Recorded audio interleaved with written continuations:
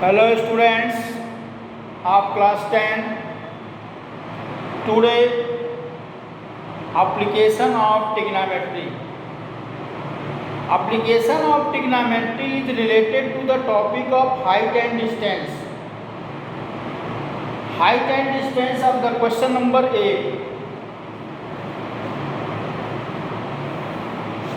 Of the question number 8. Question number 8 as the question number 8 as the a statue 1.6 meter tall. A statue 1.6 meter tall stand on the top of a pedestal. यह किसी pedestal के ऊपर रखा है 1.6 metre. A, B and C. From a point on the ground. जमीन पर एक point है D. The angle of elevation of top of the statue. Top of statue 60 degree. And from the same point, the angle of elevation of top of pedestal. Top of pedestal is 45 degree. Find the height of the pedestal. Let the height be x and the distance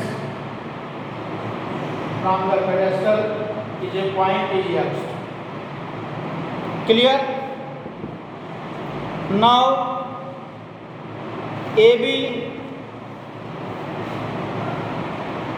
be the statue and BC is the pedestal. BC is the pedestal.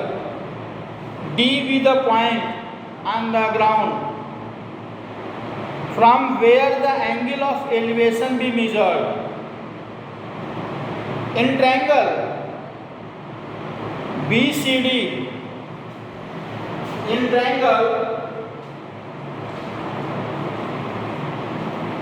BCD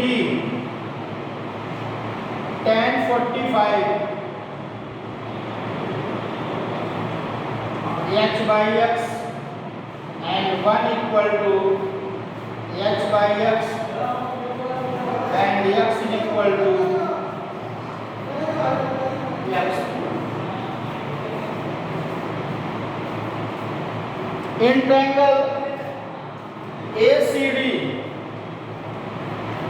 in triangle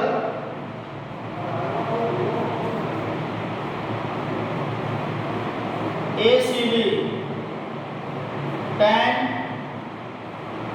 16 x plus 1.6 upon x under root 3 x plus 1.6 upon x and x plus 1.6 equal to x under root 3. X plus 1.6 equal to under root 3x and 1.6 equal to under root 3x minus x.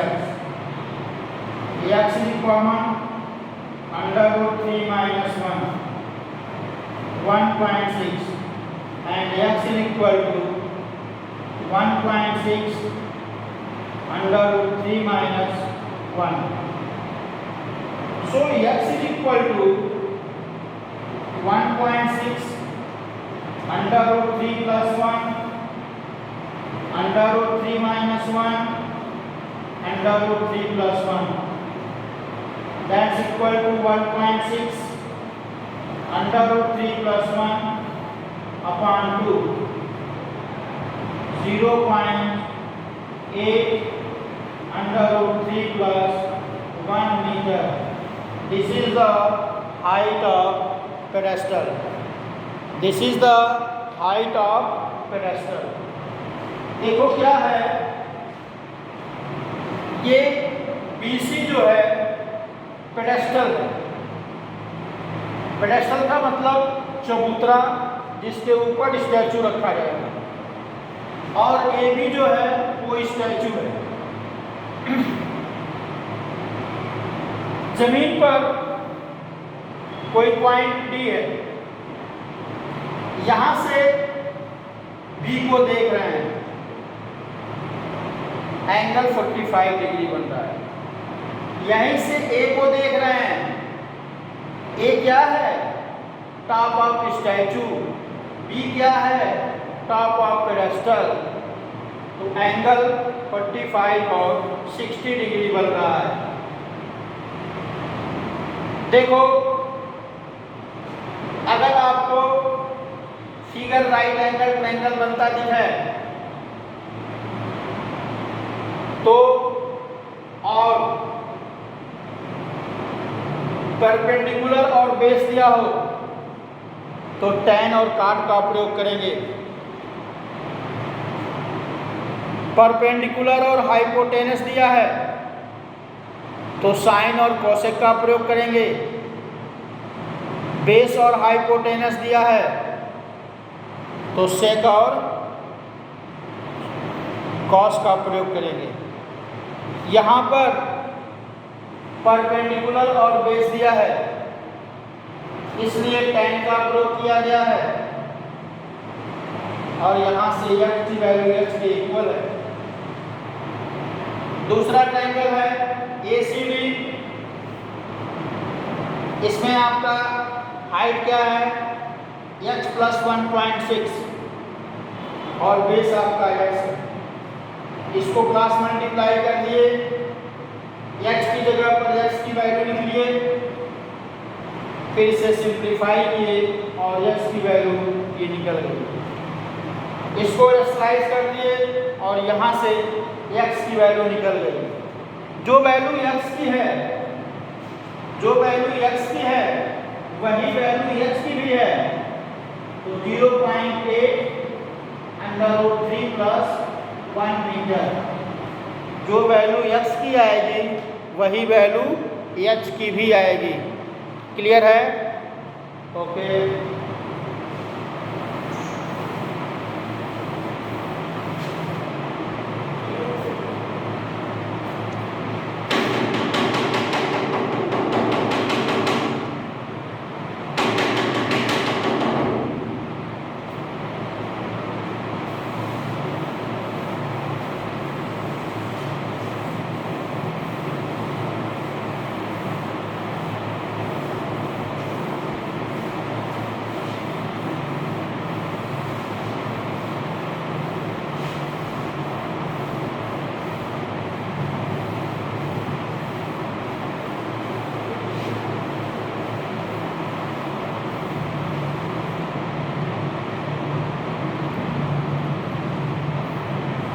Question number 9.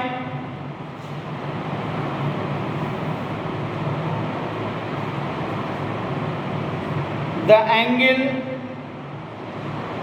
of elevation of the top of building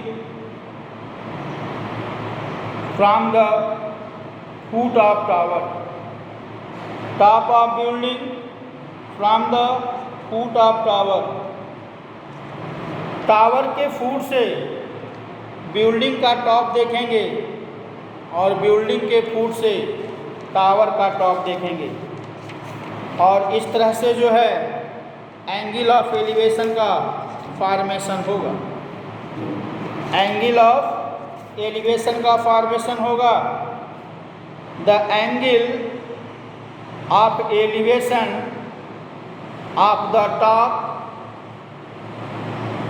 of a building from the foot of tower is 30 degree, and the angle of elevation of the top of tower from the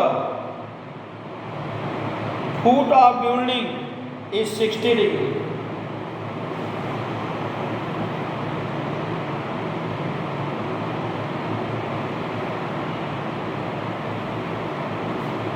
अब इसमें tower के top से building के foot को देखा जा रहा है, एंगल बन रहा है 60 डिग्री, यानी दोनों में कौन बड़ा होगा?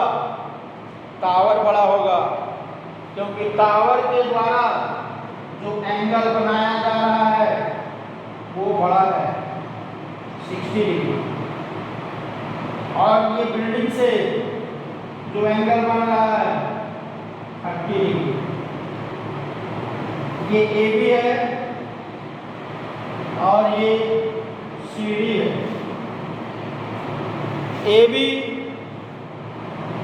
be the building and CD be the tower. In triangle CDB, in triangle CDB tan 60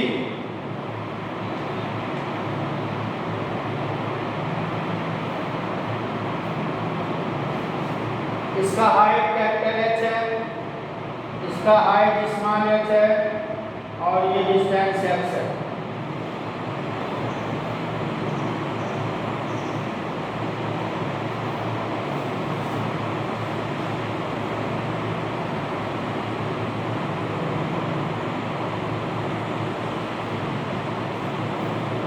ये दिया हुआ है 50 मीटर,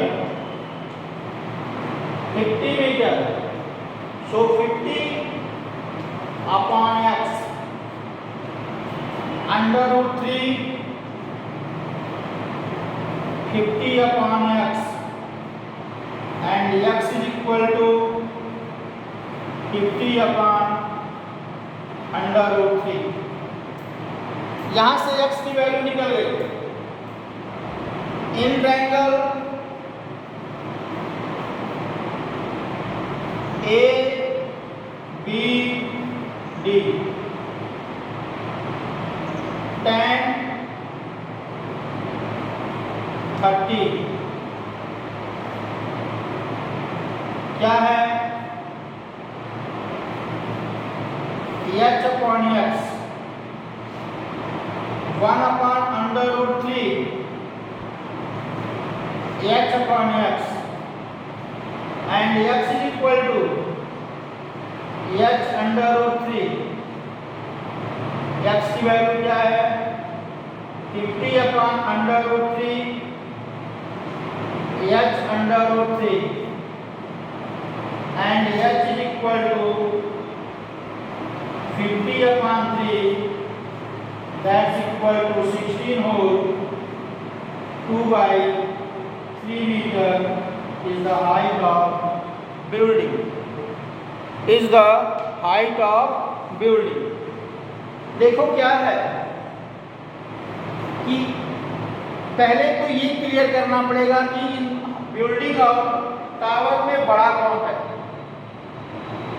अभी आपको बताए कि जिस के टॉप द्वारा ज्यादा एंगल का फॉर्मेशन होगा, जिस किसी के टॉप द्वारा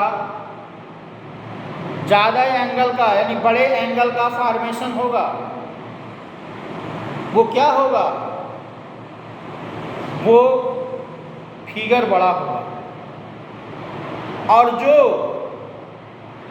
छोटे एंगल का फॉर्मेशन करेगा उसका फिगर क्या होगा? छोटा होगा। यहाँ पर टावर के द्वारा जो एंगल बनाया जा रहा है 60 डिग्री है, और बिल्डिंग के द्वारा जो एंगल बनाया जा रहा है वो 30 डिग्री है। इसका मतलब टावर जो होगा वो बड़ा होगा और बिल्डिंग जो होगा वो छोटा होगा। टावर की हाइट 50 मीटर दी हुई है, बिल्डिंग की हाइट फाइंड करना है। दो ट्रायंगल आपको दिख रहा है, पहले tan 60 लीजिए, वहां से x की वैल्यू कितनी आ गई? 50/√3। फिर आप tan 30 tan 30 से x की वैल्यू h√3, x की वैल्यू ऑलरेडी कैलकुलेटेड है, वो वैल्यू रख लेंगे और यहाँ से h की वैल्यू जो हमें मिली है, h की जो वैल्यू मिली है 16 होल 2/3। क्लियर? Thank you.